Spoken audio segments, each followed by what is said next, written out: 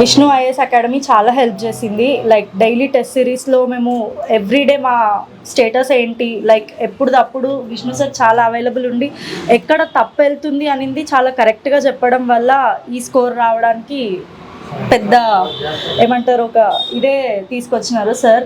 And Vishnu IAS academy every faculty, not only just Vishnu sir, అందరూ కూడా available ఉండేవారు.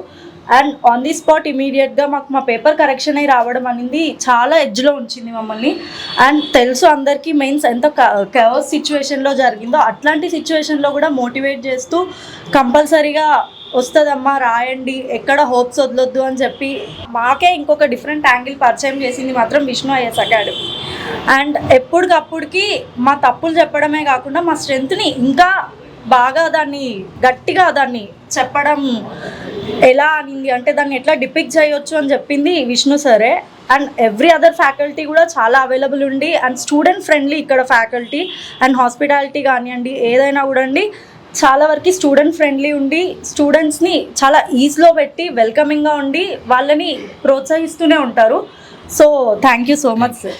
రవి ఎలా అయితే ప్రతిరోజు అటెండెన్స్ అయ్యేవాడు అదేవిధంగా కావ్య, నేనైతే కావ్య వస్తుంది అని అంటే డౌట్ అడగడానికి వస్తుందని ఫిక్స్ అయిపోయినా రెడీ ఒక 5 నిమిషాలు కూర్చునే ఉన్నాను. నాకు గుర్తుందా మన కావ్యశ్రీ ఎగ్జాంపుల్ ఒకటి, రవి ఎగ్జాంపుల్ ఒకటి, విజయ్ ఎగ్జాంపుల్ ఒకటి, సుధేంద్ర ఎగ్జాంపుల్ ఒకటి. అంటే ఎవరైతే మొండిగా ఫోకస్డ్గా చదువుతారో వాళ్ళకి రిజల్ట్ వస్తుంది.